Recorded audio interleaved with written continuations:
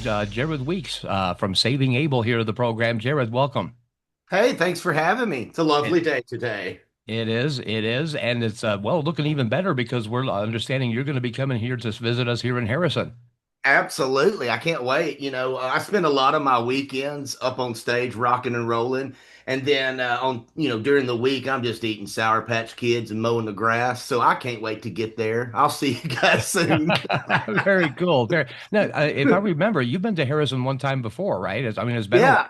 Yeah, it's been a very long time. And to tell you the truth, I've killed a lot of brain cells in my 20s. And sometimes I don't know whether left is right or Tuesday is a Monday. So yeah, I can't exactly put the date on it, but yes, I've been to Arkansas a lot though.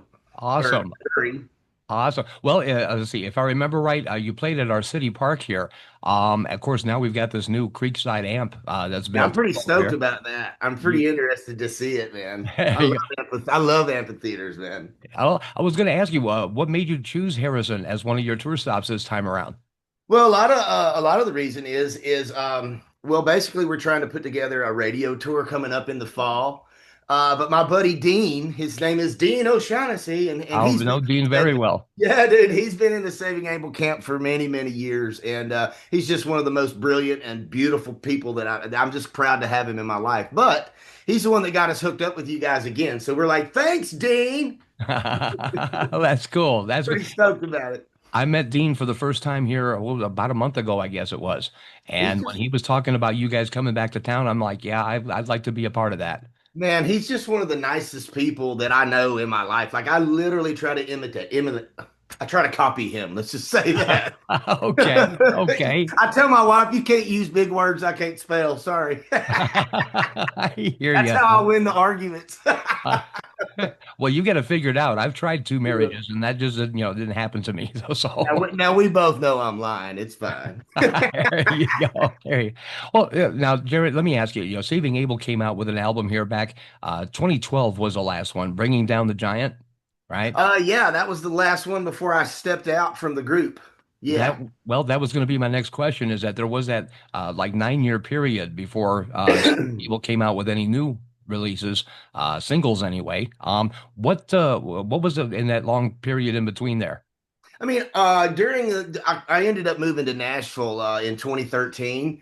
And the producer from Saving Abel, Skid Mills, who's done the first three albums and all the albums that I've been on, he actually moved to Nashville. And it was a point in my life where I had to step away from the chaos for a while. We'd been touring 260 days a year for 7 years. And after a while, you start losing yourself, man. You need to sit down and decompress. I get you. And you try to do that. You've got to learn to do that stuff. So sometimes it feels like you're decompressing in a pot of hot boiling water.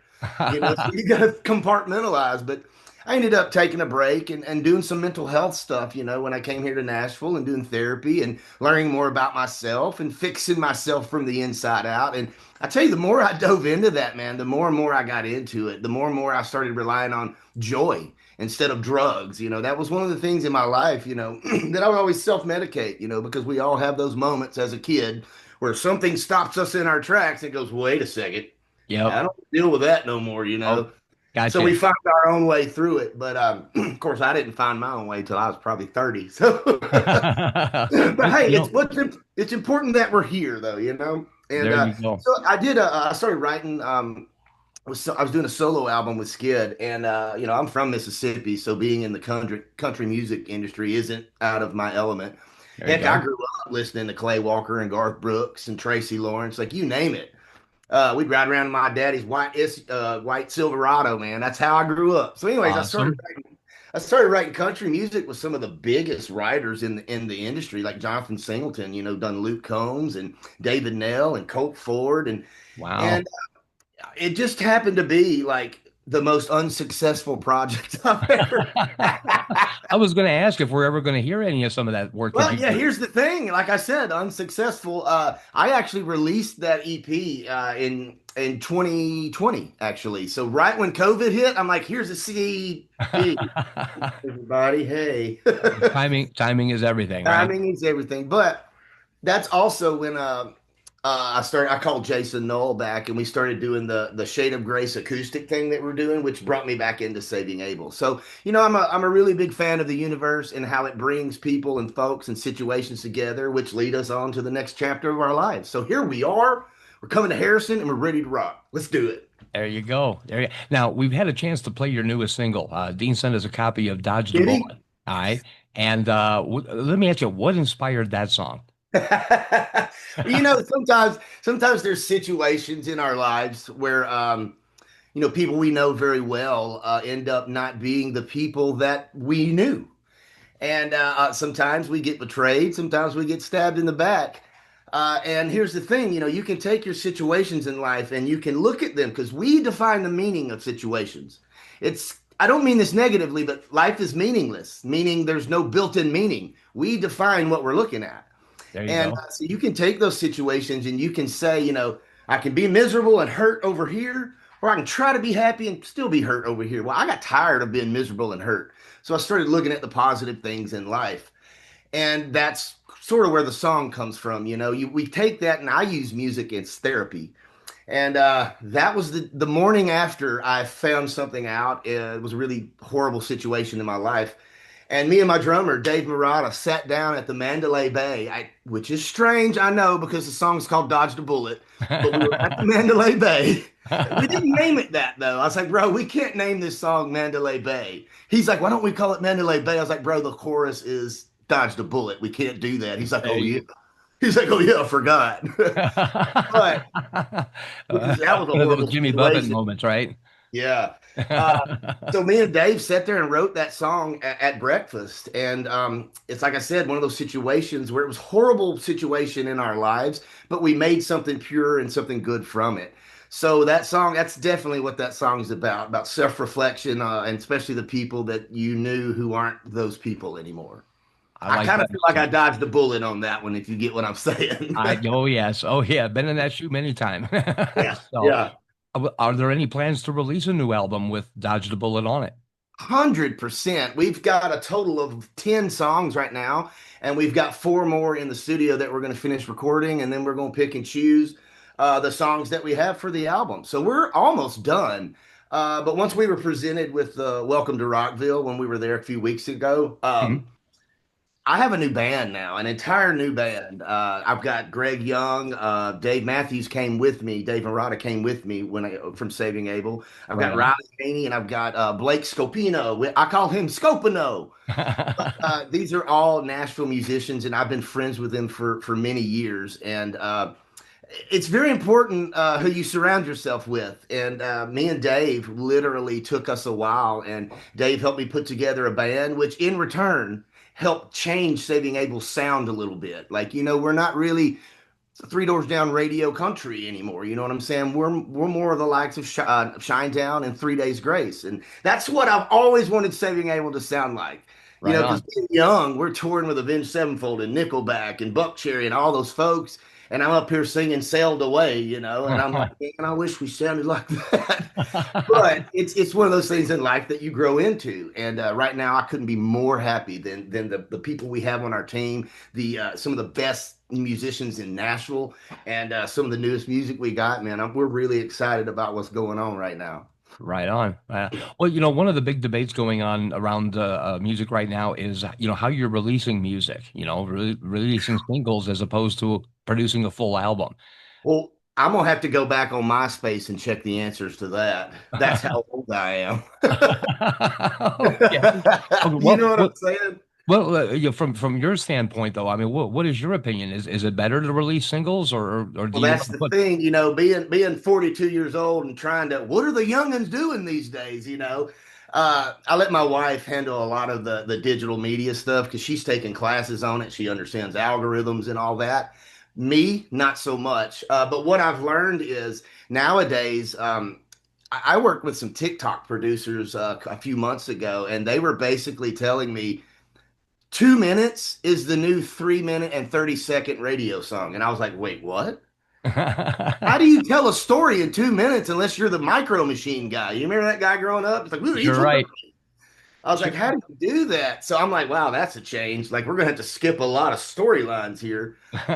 But on that side of things, I was like, no, I'm gonna keep the 3.5 minute song. Like, it's hard for me to tell a story that short. Another thing that I look to deal with is like a lot of times, like Spotify. A lot of the ways, especially the country artists, a lot of them are releasing things these days. They'll release an EP of maybe 6 songs, and every 4 weeks they'll release one of those songs. So that's 6 months of material right there. That's half a year, and then you can tour off of it for another 6 years. So an EP will last a lot of artists a year's worth of work, which is great. Uh, I'm just more set in my old ways, you know. I remember when, buy one get 10 free from Columbia House. I There like the you go. collectible thing you can hold and pull out the books, and so it's kind of Yes. hard for me to migrate into this area because it's so unfamiliar to me. But I ain't scared, and we're gonna try it. We're gonna figure out what's the best approach for us, and then we're gonna put it into order. We've got everything set up. We're just trying to figure out the chess moves with all these youngins today. I hear you. I hear you. Well, I tell you, by doing it in that way, though, when you say EP can last you, a whole year, to a couple years, that doesn't that kind of cut back on new music coming out? I guess it depends on how the structure of your work in your camp. Because a lot of times you can release an EP and maybe in between touring come in and finish another 6 songs and release that. But yeah, it's until you find a way to smoothly transition all of it to be cohesive, it is kind of difficult, literally. But for me, I write everywhere I go. Like, I'll see stuff on TV, somebody say something, I'm like, oh, that sounds cool, and I'll write it down, and I'll walk into the studio with this notebook of, they're like, what does that even mean? I was like, I don't know, I just thought it sounded cool. And then we start figuring out things in life that we can relate to it, and then we start creating and writing the song around it. And that the creative process is one of the, I love it. I love it so much, man. I lost it there for a while, writing here in Nashville because some of these writers will write 2 and 3 songs a day. Mhm. And I'm like, how do y'all do that? Because I'm trying to do that with y'all, but I'm just writing the same song over and over. And you know what I'm saying? So I just kind of got lost and I was like, man, I don't know if I like this style. Which in return led me back to finding the creative process and the passion and the things that I love doing back in the studio with Skid, which in return we now have a new sound for Saving Abel. So, like There I you said, go. follow your bliss. Go through every door excited, There you go. and Well, because it leads to other doors, man. whatever you're doing is working. That's all I can say. Thanks, man. Because it really is hard to do, like honestly. But it's a lot of hard work that me and the team has put together. And if you could, I wish you could see the energy that we all have vibrating right now, man. We're super excited about what's happening. That's awesome. That's because I'm a former drummer and a rhythm guitar player, but when it came to songwriting, Hey, get it. one of the most important things I've learned in my 40 years of living is know your place in the world. So people are like, hey, can you move your tour bus and just park it 30 feet over there? We got to load the trailer. And I'm like, mm-mm. And they're like, why? I'm like, because I know my place in this world. It ain't behind the wheel of a big tour bus. You know what I'm saying? There you And I was go. like, look, I wish I could help you, but I'll probably end up breaking something. So it's kept me out of trouble. There you go. Well, Jerry, let me ask you this now. Of all the songs that you do with Saving Abel, all right, which Yes. song or songs would you say are your favorite to perform live on stage? Drowning Face Down is my absolute favorite Saving Abel song. I remember writing that song many years ago. I was working at the hospital in Corinth, Mississippi. I worked like 4 a.m. to 3 or whatever. I was a phlebotomist, so I had to be there before the doctors draw the blood, have the blood down ready when they got there at 8. So I'd get off, I'd work 4 to 3. But after that, Jason, my other co-founder, we would drive to Memphis, which is 88 miles from our hometown. And sometimes we wouldn't get in till 1 and 2 in the morning. And then I'd have to go back to work at 4. I hear you. But that's what that song's about, following your dream and never giving up. It's like being a cross trainer, never give up. You just keep believing in yourself and then look. There you Uh, go. But yeah, that song always reminds me of the 20-year-old that I was and the passion that I had and the focus that I had on my dream. And how if you follow that, like it's 100% possible that your dreams can come true. I sound like a motivational poster right now. Well, no, I tell you, for me, it's refreshing to, even though it might be a little while since it came out, but it's a True. positive message. It's a positive message. All right. And And, that's so much of the stuff coming out today is of the dark nature. it And, is. so to hear something positive and motivating, I think is something that's been missing from music for a while. Well, honestly, I guess thinking about it now, looking back, I try to mix the two, the dark nature with a positive message.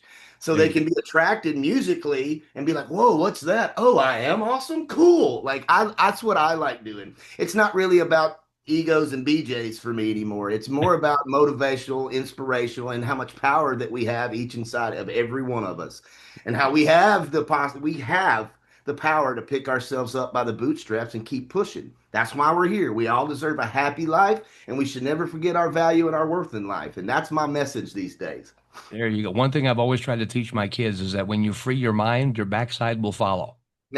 Absolutely, man. That's great. Okay. That's So, great. yeah, well, I can't take credit for that. I got it from a movie. So, Hey, half of my life, bro. Half of my life.